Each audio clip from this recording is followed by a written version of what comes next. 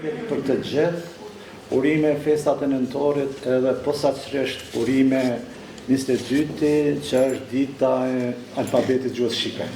Sepse është zbulimi më i madh në historinë e njerëzimit, e këto tjera trejat janë më të vëndshme pak.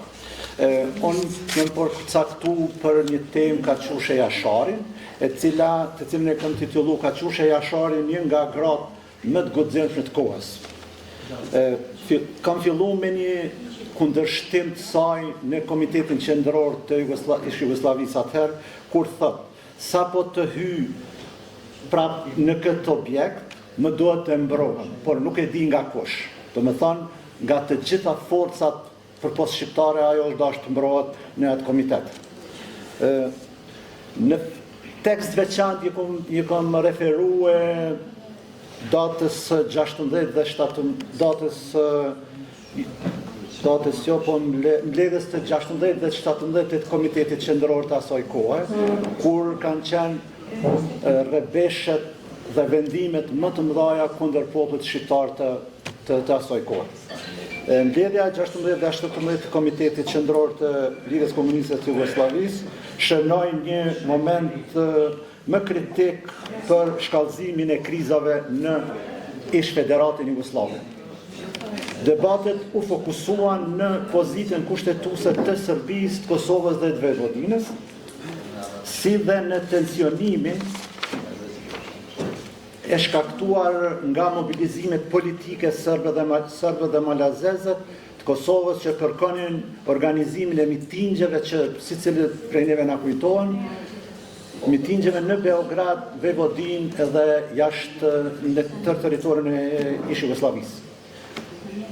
Diskutimet nxorën në pa ndarje midis Kosovës dhe disa republikave në njërin anë dhe në mes të Serbisë, Malit Zi, Bosnjës dhe Maqedonisë në anën tjetër. Këtë varg të këtyre shteteve ndihmonin sistemin dhe qëllimet e Miloševićit për shkatrimin e të gjitha republikave dhe krajinave të asaj kohe, e decisivisht të Kosovës dhe të Vojvodinës. Në si pretekst e kanë marrë kushtetutën e vitit 1974, sepse ka qenë shkaktarja kryesore e krizave në Kosovë, sepse, siç e dim, janë njohur disa drejta elementare të një populli. Revolucioni antibirokratik dhe pozicioni politik i Kaqushe Jasharit. Revolucioni birokratik përmbahet nga një pikë themel, pikë nisje, më rëndësishme për autonominë e Kosovës. Në drejtimin e Miloševićit, një rrjet organizativ i mitingjeve masiv u ngrit me qëllim të rrëzimit të udhëheqjes së republikave dhe krajinave, që kushtonin dhe ndihmonin politikën e Miloševićit dhe politikën centralizuese të Serbisë. Si sloganet e asaj kohe, sidomos prej organizatorëve në fush Kosovë, ishte vrite shqiptarin, një kushtetut, një gjyq, është fjala për politikën serbe që gjykata e Kosovës tjetë në kuadrën e gjykatës së Serbisë, Serbia e bashkuar, e ardhmja jonë, e shumë tjera që për neve si çfarë moshe kemi janë të njohura.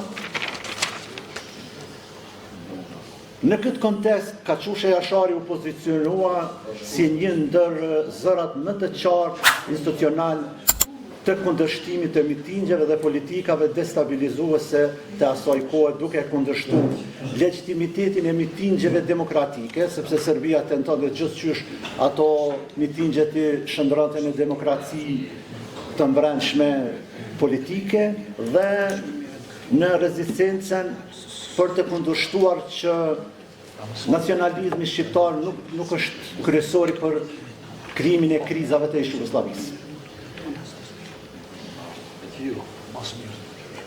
Pas konsultimit, po kaloj pak disa pjesë, pas konsultimit... Falë se koha është, nëse mundesh me shkruaj. Atëherë veç në fund, ta ndajoni me përmbledh. Kaqushe Jashari po e përmbledh me fjalë të mia. Ishte një personalitet e cila dinte t'i bënte rezistencë e vetmja edhe si femër edhe si mashkull Miloševićit, që e kundërshton në të gjitha vendime. Një prej tyre vjen përmend edhe e quan ju jeni një njeri me probleme psiqike, që askush s'ka guxu asandër me pa Miloševićit. Mi thonë, kjo i ka dalë përballë dhe i ka thonë në mbledhjen e 17 realisht. A mi jep një dhe një minut? Po. Kaqushe Jashari është e lindur në 1946, me profesion ka qenë inxhiniere dhe ka bërë gjitha. Përpas saj, në kohën prej vitit 99 dhe ka themelu Partinë Social-Demokratike, cila ishte me kërkesën e presidentit Rugova, që sistemi në Kosovë ka lënë një sistem pluralist dhe ka bërë atë pozitë deri vonë.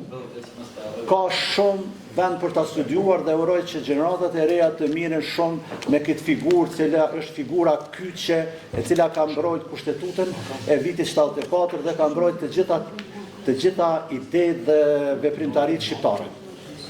Faleminderit shumë për vëmendjen.